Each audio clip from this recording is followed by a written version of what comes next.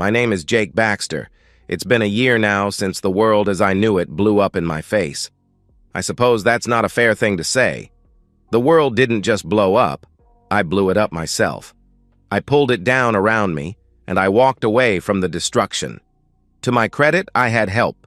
At least 60 cheaters set the charge. I just lit the fuse. My wife was one of those cheaters, and I took a perverse pleasure in bringing them all down with her. Before my great awakening, I was a happy, clueless husband in love with his wife and delighted with our life together. Everything was going great. We'd been married for 5 years, and we had a little place of our own with good friends and neighbors I enjoyed, great jobs, and supportive families. We made more money than we needed, and we were saving for the future. The future turned out to be something other than what we planned.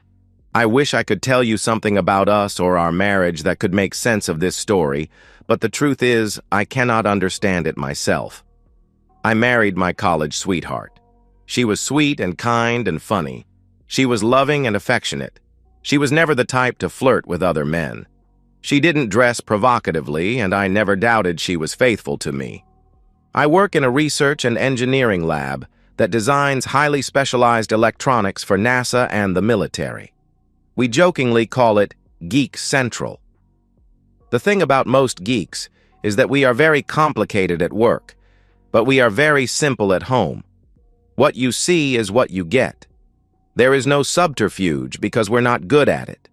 A lot of people think that geeks are adolescents. Maybe by their standards we are. We laugh at silly jokes, quote movies and obscure writings, and we're fascinated by the details. Whatever sophistication we possess, it doesn't measure very high in social circles. On the other hand, we know that if we lose our reputation for telling the truth, we are done. Geeks don't lie. Our reputations are our careers, and both are built on the truth. My wife, Jeannie, works in high finance at a firm named Watson & Watson. They are big players in the financial side of major construction projects, and they seem to have a hand in many of the biggest projects in the mid-Atlantic states. The office is downtown, and Jeannie works with a lot of surprisingly undereducated people. They know money, and some of them can program a spreadsheet. But I confess that every time I speak with her coworkers, I feel like I'm back in high school. This is a true story. Jeannie and I got 2 kittens. They were brothers. We wanted to name them Lewis and Clark.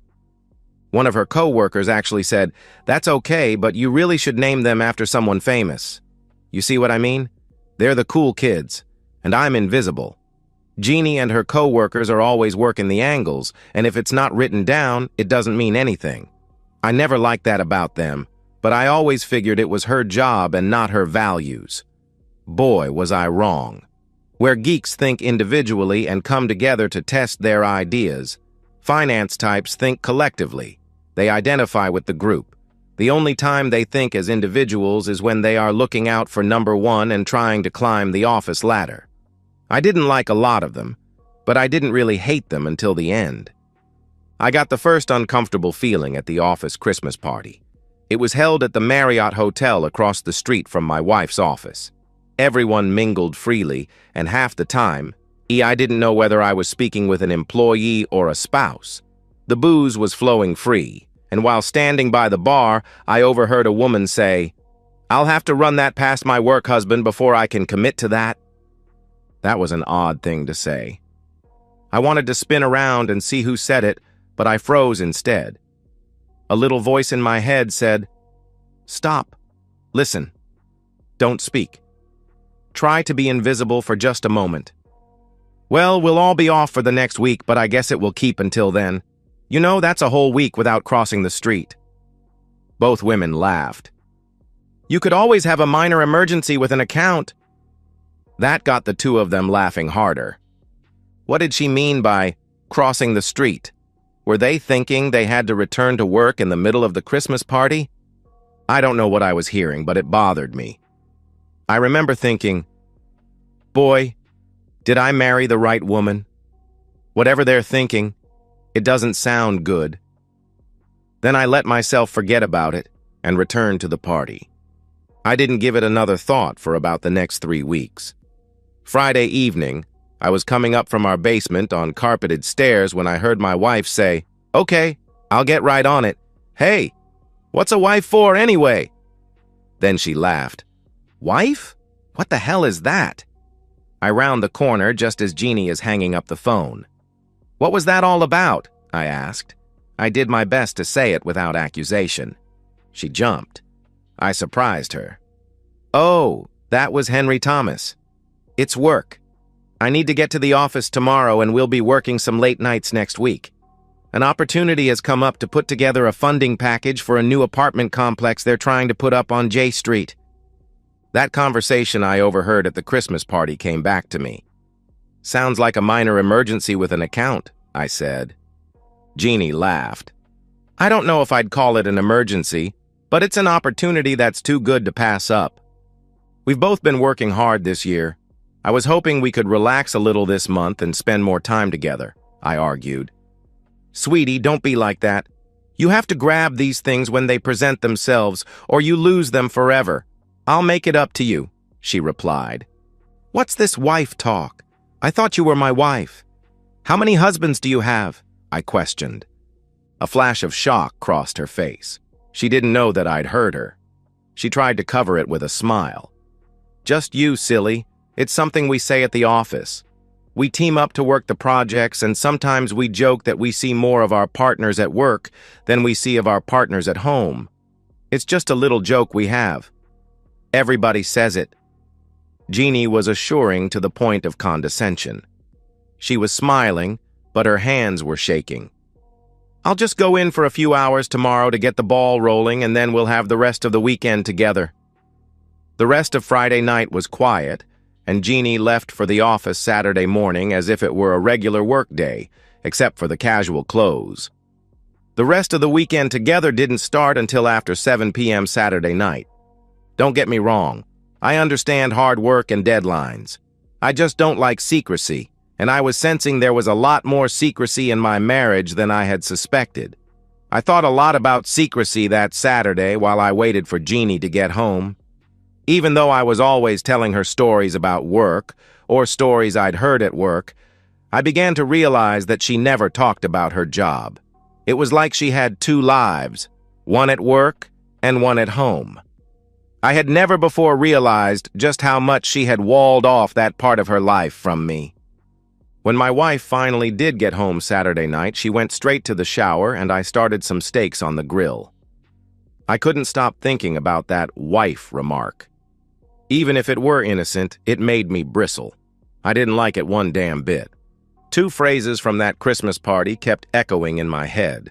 One was work husband, and the other was crossing the street. Was it literal or figurative? There were two buildings across the street from Jeannie's office. One was a large medical practice. The other was the Marriott. It struck me that a lot of people at that Christmas party seemed to know their way around that hotel remarkably well. I kept telling myself they probably went there for lunch and put clients up there, but in my foul mood, I kept imagining a different scenario. I decided that week I needed to get away from the lab and eat lunch in the car. In the process, my car just happened to get parked a block up the street from where my wife worked, and I just happened to have a great view of the street between her office and the Marriott. What I saw, I did not like. At about 11:45 Monday morning, just shortly before lunch, about a half-dozen couples crossed the street and entered the Marriott. At about 12:30, I could see the same couples walking back to their offices. There was not one group of 3 or 4 women going to lunch together, just couples. I didn't see my wife among them, but I wasn't happy. I saw the same thing Tuesday. Different couples, but the same behavior.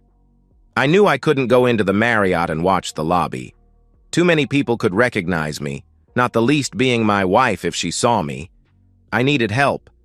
I never in my wildest dreams or nightmares thought I would do what I did next.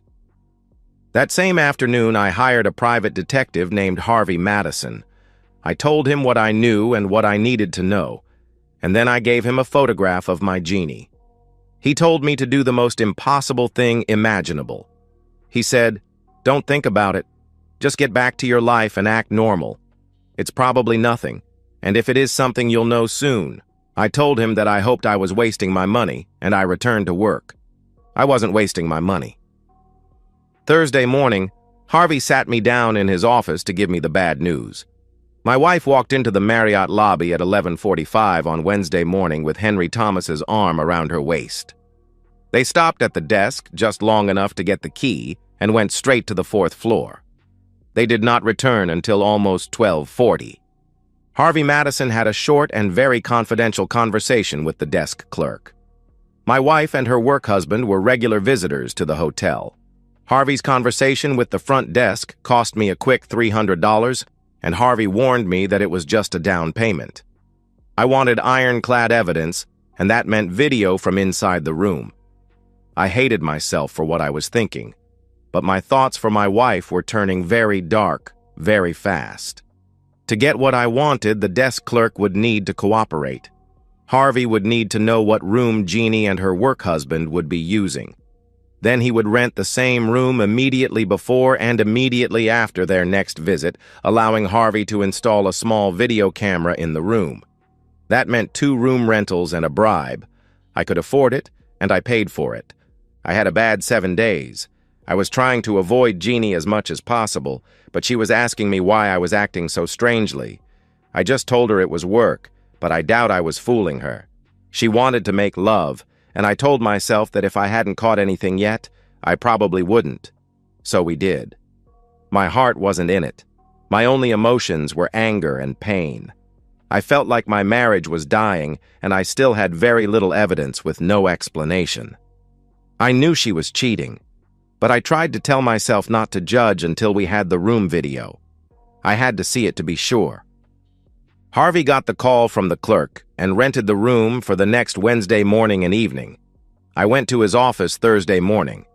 Now I had the evidence and the broken heart that went with it.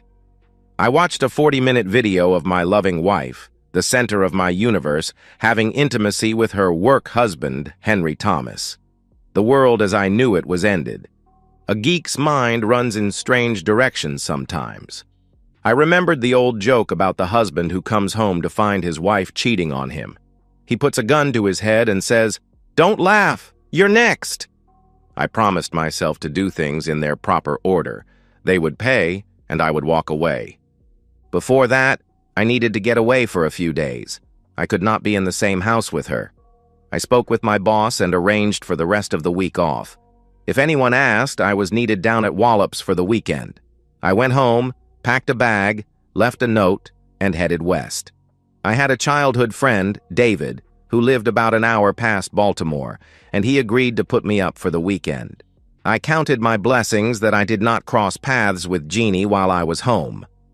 I don't know what I would have done, but I was in no shape to act normal. I needed time to think, to plan, and most of all, to calm down. Do you know something? Leaving that note was the first time that I ever lied to my wife. I actually felt bad about it, but I had to get away and I wasn't about to tip my hand just yet. The drive west gave me a little time to think. Did I really know this woman? Was she so good at compartmentalizing her life that she could rationalize having 2 husbands?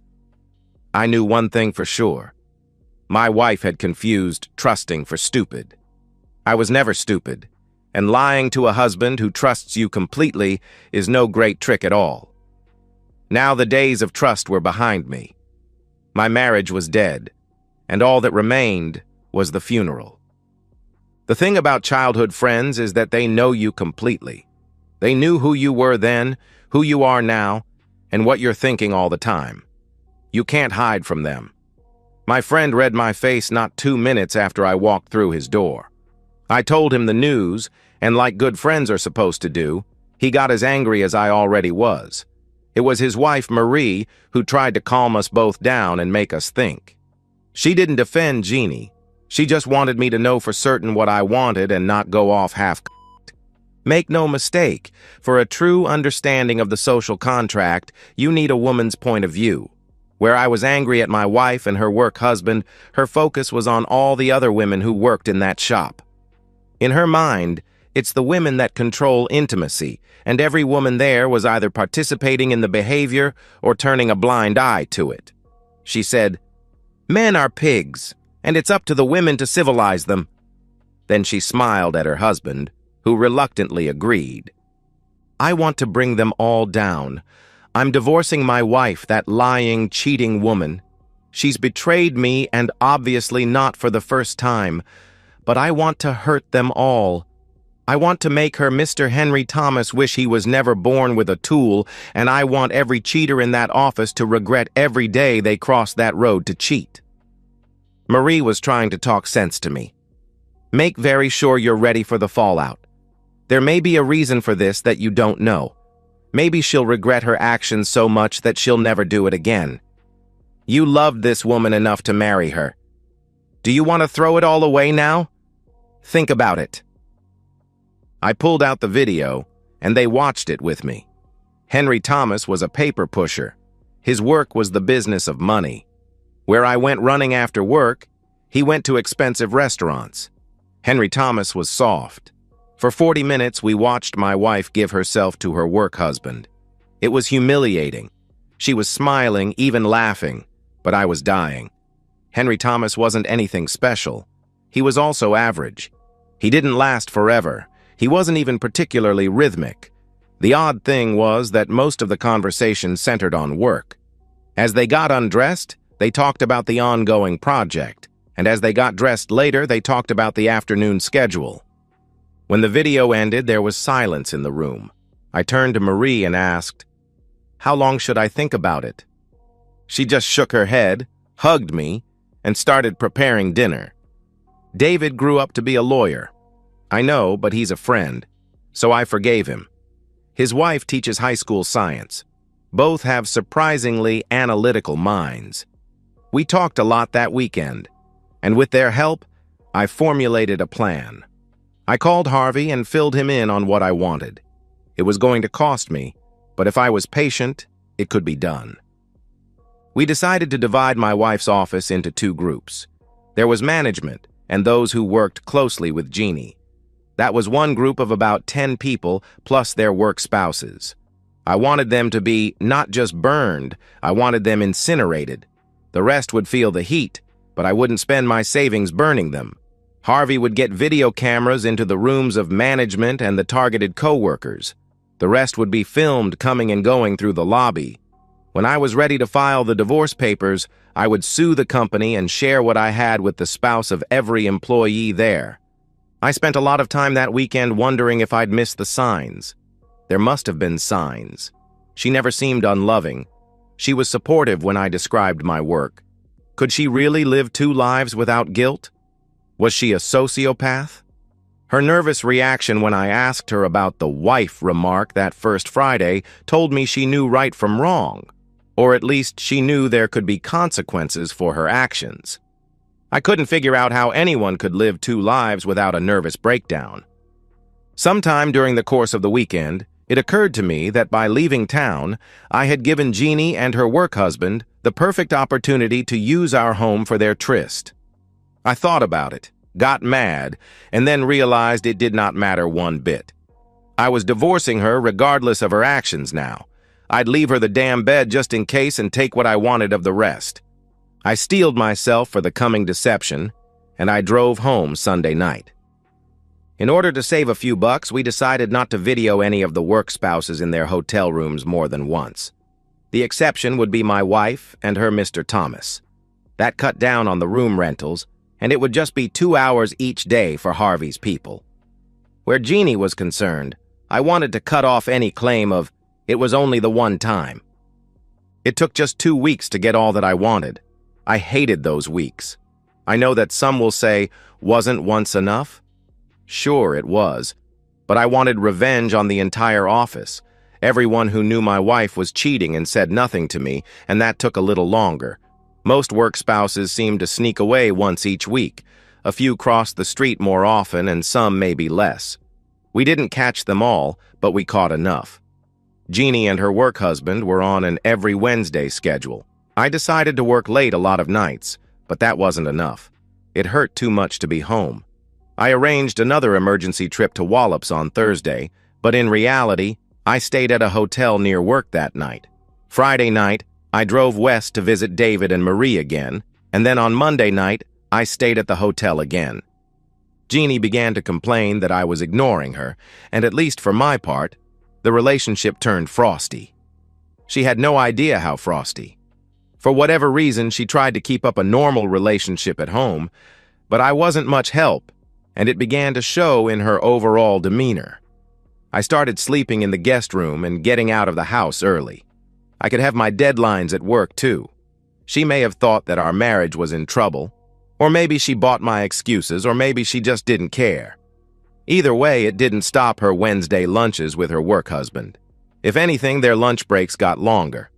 At least 2/3 of the employees at her company were cheating on their spouses, including most of the senior staff. I guess it's true what they say about a fish rotting from its head. Months later, I realized that in the 3 videos I saw, they never mentioned me even once. He didn't malign me.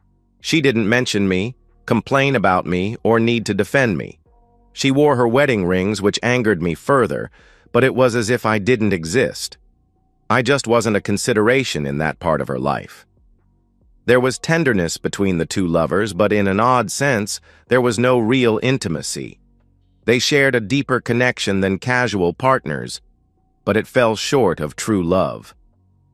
I thought my marriage was over that first Wednesday when I watched my wife walk through the lobby with her work husband's arm around her waist and go up to their room. I knew after watching them love that there would be no discussions, no excuses, and no cliches. I would blow up the marriage and her entire office with her. I didn't want to listen to her apologies, and I didn't want to see her tears. I sure as hell didn't want to hear that it was only intimacy. 3 rendezvous, 4 really, would silence any claims that she loved only me. My lawyer prepared the legal documents, and Harvey prepared the rest. At 10 on Monday morning, a process server walked into the offices of Walker and Walker to serve both Jeannie and Henry Thomas at their desks. Then he walked into the office of the CEO and served the company. It seems almost ironic now, but the CEO of Walker and Walker was George Walker, and he was one of the cheaters. George Walker was 67, and he had a trophy wife who was just 29. Why did he need to have an affair with a 45-year-old secretary on the side? I will never understand some people. My cell phone began ringing at 10:20, and I turned it off.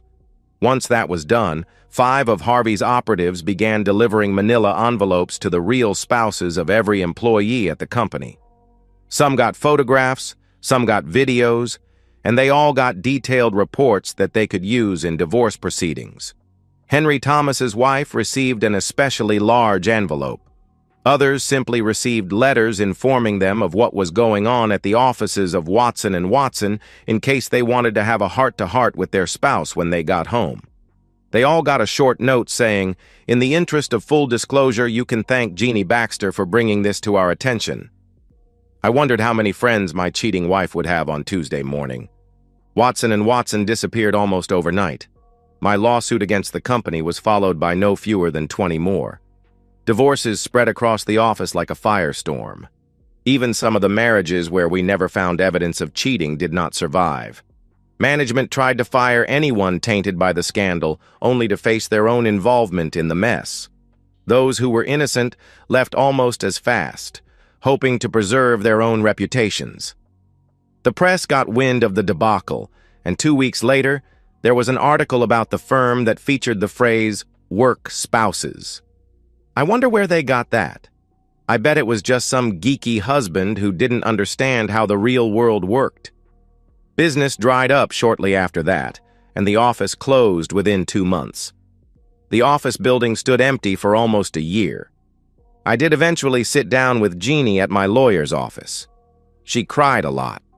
After weeks of angry messages mixed with denials, pleading requests, and odd attempts at bribery and negotiation, she finally took a measure of responsibility for her situation.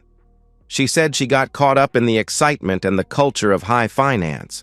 I don't know what having an affair with her coworker had to do with finance, but it certainly was part of the culture. The apology didn't last very long, and in the end, she said it was partly my fault for not discussing my concerns with her. Yeah, it was my fault. Nonsense. You shouldn't have to remind your spouse not to have an affair with her work husband. You shouldn't have to remind your spouse not to have a damn work husband in the first place. I never really understood Jeannie's infidelity, and she never adequately explained it to me. All I know is that she had changed.